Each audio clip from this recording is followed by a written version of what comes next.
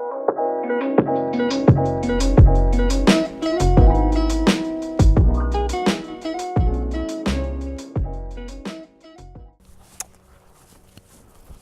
guys, welcome back to the Analog Dinosaur Show. So today I'm going to continue my series on composition, and our topic for the day is straight lines. So how are straight lines useful in your photos? How can you use straight lines to the best effect in your photos? So let's talk about this. Really, when you think about it, straight lines are actually mostly found in man-made structures, such as behind me you see this wall.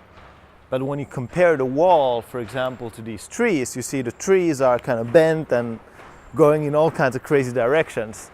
Okay? So really, when you're using straight lines in a composition, it's going to convey a sense of stability.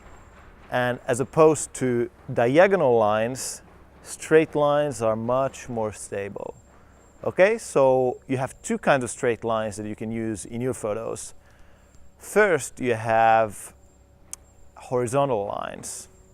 And what horizontal lines do is, when you think about it, think of a person sleeping or think of a fallen tree, right? So it's a kind of very slow, stable movement that's going to be created by a horizontal line.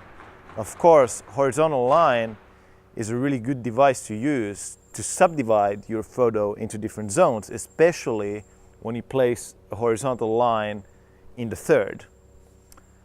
So let me show you some examples. So here's a photo by Nils Jørgensen. He's a member of In Public Street Photography Collective, a very, very good photographer. And here's, I think, a perfect example of horizontal lines, which are actually intersecting with straight lines. So you see here at the bottom of the frame, you got this line which kind of sets up the entire photo. And you have the subject along right here in the corner. And also you can see these really nice kind of striation lines along the door. And you have different kind of texture of straight lines along here. And you have this different texture of the tiles. So what you can see here also, the photo is all in red, which really makes it a nice study in horizontal lines and also texture. Okay, and now let's move to an example by Maciek Dakovic, who's also a member of In Public Street Photography Collective. And this picture, I believe, is from India. And here, where you can see how he used the straight lines, the horizontal lines actually. So he picks the top third of the frame, which kind of creates this setup that serves as a background for the subjects that are along right here and here. And what's funny as well is that this boy is making almost a straight line on his own, which is again intersecting with the horizontal lines in the background. So you can see there's a kind of mix of stability created by the straight lines and mixing with this instability slightly created by this curved woman right here, and then this boy whose legs are kind of bent. Okay guys, and then with horizontal lines you can also use vertical lines. So vertical lines are a little bit different. When you think about, for example, a Greek temple, the columns, the pillars, they're always straight. And what this does, it creates a sense of height, especially when you do a vertical frame with vertical lines. You accentuate the height in your photo and you create a sense of infinity, okay? And really what you do is kind of stillness, as opposed to horizontal lines, which have a slight movement. The vertical lines actually stop movement. So it's like a movement stopper in your photo, okay? So let me show you some examples of vertical lines.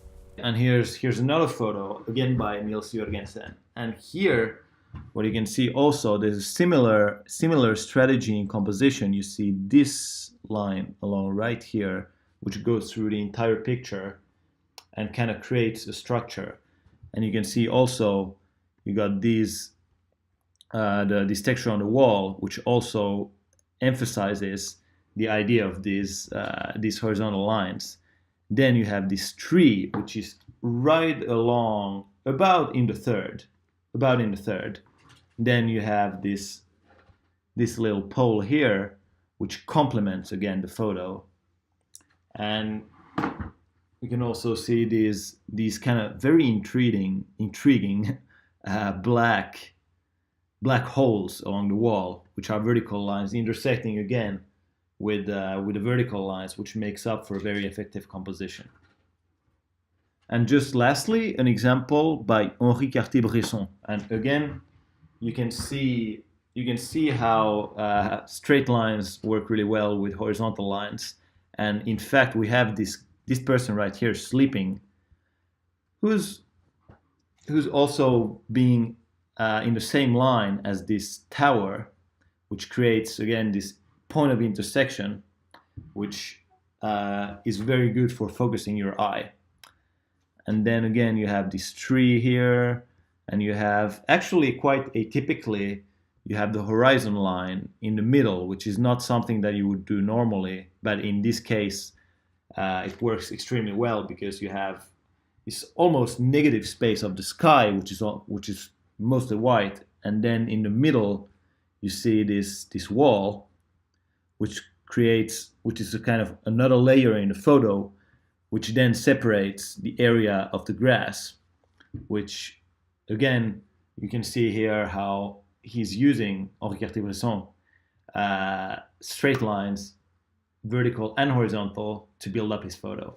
As you can see, oftentimes we combine vertical lines with horizontal lines, which works extremely well, especially when you're placing the intersections of the lines in the thirds of your photos. So I hope you guys have found this helpful, and I hope you're gonna go out and try out some vertical lines and some straight lines, horizontal lines in your photos. And I hope you enjoy it. Have a great day, keep shooting. I'll see you next time. Bye bye.